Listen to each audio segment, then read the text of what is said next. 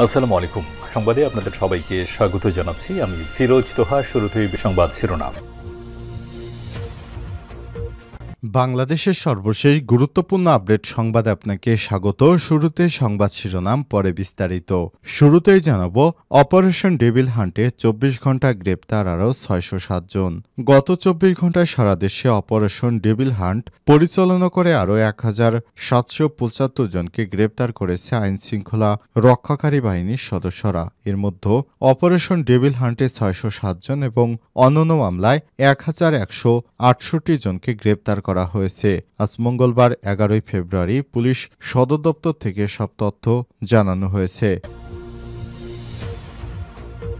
এরপর জানাব, মসজিদের মাইকে ঘোষণা দিয়ে বিএনপির দুই গ্রুপের সংঘর্ষ, আহত ৮। চট্টগ্রামের মিরসরাইয়ে মসজিদের মাইকে ঘোষণা দিয়ে সংঘর্ষে জড়িয়েছে বিএনপির দুই গ্রুপের নেতাকর্মী। সোমবার ১০ ফেব্রুয়ারি রাতে উপজেলার করেরহাট ইউনিয়নের ৬ নং ওয়ার্ডের শহীদ জাকির হোসেন সড়কের কাজ নিয়ে দুই গ্রুপের মধ্যে এই সংঘর্ষের ঘটনা ঘটে।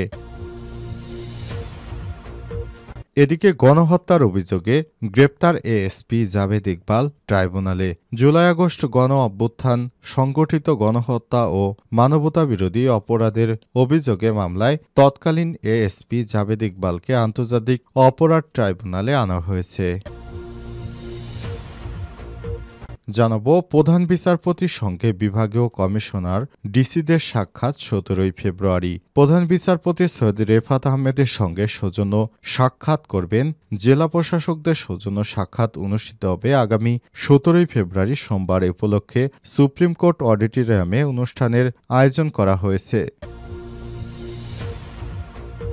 এদিকে প্রধান উপদেষ্টার সঙ্গে ট্রেসি জ্যাকবসনের সাক্ষাৎ। প্রধান উপদেষ্টার সঙ্গে অধ্যাপক ড মোহাম্মদ ইউনূসের সঙ্গে সাক্ষাৎ করেছেন বাংলাদেশে নিযুক্ত মার্কিন charge d'affaires Tracy Jacobson. এ সময় সরকারের সংস্কার এজেন্ডা, রোহিঙ্গা সংকট, অভিবাসন, সুষ্ঠু অবাধ নির্বাচন এবং দেশের আইনশৃঙ্খলা পরিস্থিতি নিয়ে আলোচনা করা হয়। এবং সর্বশেষ জানাবো, অস্ত্রের মুখে জিম্মি করে এবার ৪ জেলেকে ধরে নিয়ে গেল আরাকান আর্মি। কক্সবাজারের টেকনাফের নাপ নদীর মোহনা থেকে টলাসহ ৪ বাংলাদেশি জেলেকে অস্ত্রের মুখে জিম্মি করে নিয়ে গেছে আরাকান আর্মি। বিষয়টি নিশ্চিত করেছেন কোস্টগার্ড শাহপরী স্টেশনের কমান্ডার লেফটেন্যান্ট এইচ.এম. সারতাজ বিন সোহরাব। মঙ্গলবার টেকনাফ উপজেলার সাবরং ইউনিয়নের শাহপরী দ্বীপ সংলগ্ন নাপ নদীর মোহনায় এই ঘটনা ঘটে বলে জানায় কোস্টগার্ডরা। প্রিয় দর্শক, এতক্ষণ শুনছিলেন সংবাদ শিরোনাম, এবারে বিস্তারিত। তবে তার আগে বন্ধুরা, অনুরোধ থাকবে সংবাদটিতে একটি লাইক দিন। এই চ্যানেলে আপনি নতুন হয়ে থাকলে আমাদের সংবাদটি দেখতে দেখতে চ্যানেলটি সাবস্ক্রাইব করে রাখুন। কমেন্ট করে বন্ধুরা আপনার মূল্যবান মতামত জানিয়ে দিন আপনি বিশ্বের কোন দেশ থেকে বা বাংলাদেশের কোন স্থান থেকে আমাদের সংবাদটি দেখছেন এবং শুনছেন। এবারে বিস্তারিত। অপারেশন ডেভিল হান্টে ২৪ ঘন্টায় গ্রেপ্তার আরও ৬০৭ জন। গত ২৪ ঘন্টায় অপারেশন ডেভিল হান্ট পরিচালনা করে আরও ১,৭৭৫ জনকে গ্রেপ্তার করেছে আইনশৃঙ্খলা রক্ষাকারী বাহিনীর সদস্যরা। এর মধ্যে অপারেশন ডেভিল হান্টেই ৬০৭ জন এবং অন্যান্য মামলায় ১,১৬৮ জনকে গ্রেপ্তার করা হয়েছে। মঙ্গলবার ১১ ফেব্রুয়ারি সন্ধ্যায় পুলিশ সদর দপ্তর থেকে সব তথ্য জানানো হয়েছে। অপারেশন ডেভিল হান্টে এখন পর্যন্ত ২টি বিদেশি পিস্তল, একটি এলএনজি, একটি ওয়ান শুটার গান, একটি পাইপ গান, ২ রাউন্ড গুলি, ৫টি কার্তুজ, ২টি চাপাতি, ৬টি রামদা, ১৩টি চাকু ছোড়া, ২টি কোড়াল, একটি করাত, ৩টি হাতুড়ি, ২টি প্লাস, ২টি বাটাল, ২টি লাঠি উদ্ধার করা হয়েছে। ৮ই ফেব্রুয়ারি থেকে শুরু হওয়া বিশেষ অভিযান অপারেশন ডেভিল হান্ট। এই অভিযান গত সোমবার ১০ ফেব্রুয়ারি সন্ধ্যা পর্যন্ত মোট ১,৫২১ জনকে গ্রেপ্তারের কথা জানায় পুলিশ। ইংরেজি শব্দ ডেভিল অর্থ শয়তান আর হান্ট মানে শিকার করা। এর ফলে ডেভিল হান্টের অর্থ শয়তান শিকার করা। সংশ্লিষ্টরা বলছেন, স্বরাষ্ট্র মন্ত্রণালয় ঘোষিত ডেভিল হান্ট বলতে দেশবিরোধী চক্র, সন্ত্রাসী দুষ্কৃতকারীদের বোঝানো হয়েছে। গত ৭ ফেব্রুয়ারি গাজীপুরে শিক্ষার্থীদের উপর হামলার ঘটনা ঘটে।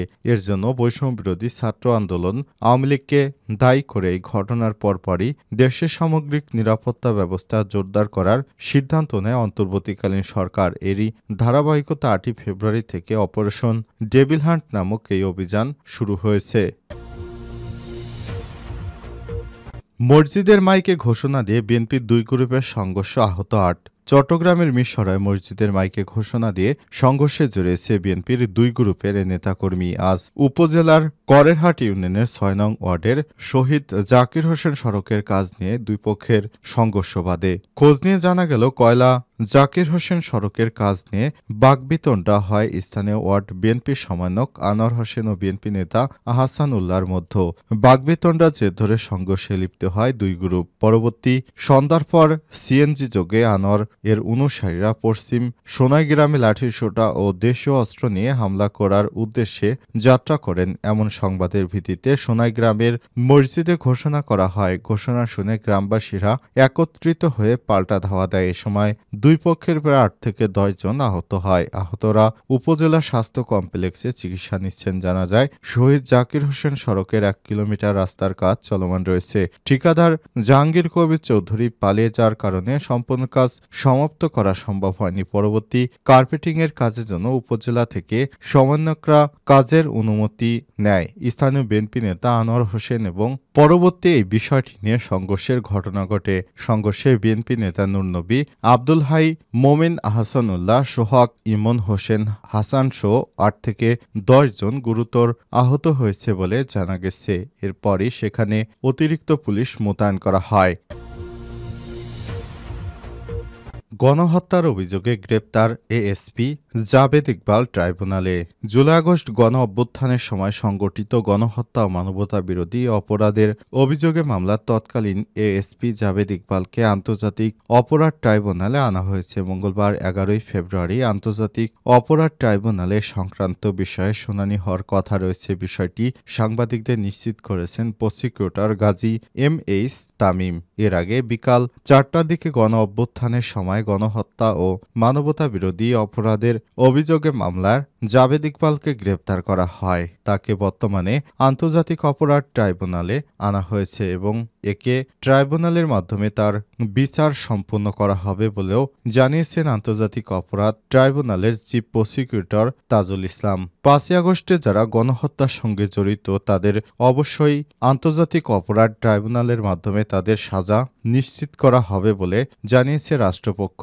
এরই ধারাবাহিকতায় শেখ হাসিনার বিগত সময় যে সমস্ত আমলা বা পুলিশের কর্মকর্তা বা শেখ হাসিনার রাজনৈতিক নেতাকর্মীরা রয়েছে তাদের সবাইকেই আন্তর্জাতিক অপরাধ ট্রাইব্যুনালে তোলা হচ্ছে এবং এখান থেকেই তাদের বিচার করা হবে বলে জানিয়েছে আইন উপদেষ্টা অধ্যাপক ড আসিফ নজরুল। প্রধান বিচারপতির সঙ্গে বিভাগীয় কমিশনার ডিসিদের সাক্ষাৎ ১৭ ফেব্রুয়ারি। প্রধান বিচারপতি সৈয়দ রেফাত আহমেদের সঙ্গে বিভাগীয় কমিশনার ও জেলা প্রশাসকদের সৌজন্য সাক্ষাৎ অনুষ্ঠিত হবে আগামী ১৭ ফেব্রুয়ারি। এ উপলক্ষে সুপ্রিম কোর্ট অডিটোরিয়ামে অনুষ্ঠানের আয়োজন করা হয়েছে। অনুষ্ঠান উপলক্ষে সুপ্রিম কোর্টের দেওয়া এক নথিতে বলা হয়েছে, বাংলাদেশের প্রধান বিচারপতি সৈয়দ ড রেফাত আহমেদের সঙ্গে জেলা প্রশাসক ও বিভাগীয় কমিশনারদের সৌজন্য সাক্ষাৎ অনুষ্ঠান আগামী ১৭ ফেব্রুয়ারি সোমবার বিকাল ৫:৩০ থেকে ৬:৩০ পর্যন্ত বাংলাদেশ সুপ্রিম কোর্ট অডিটোরিয়ামে আয়োজন করা হয়েছে। এ উপলক্ষে প্রধান বিচারপতির সঙ্গে সাক্ষাৎ করতে পুরো বাংলাদেশের ডিসিদের এখানে আমন্ত্রণ জানানো হয়েছে। প্রধান বিচারপতি সৈয়দ রেফাত আহমেদ অন্তর্বর্তীকালীন সরকারের সময় ক্ষমতা গ্রহণ করেছেন।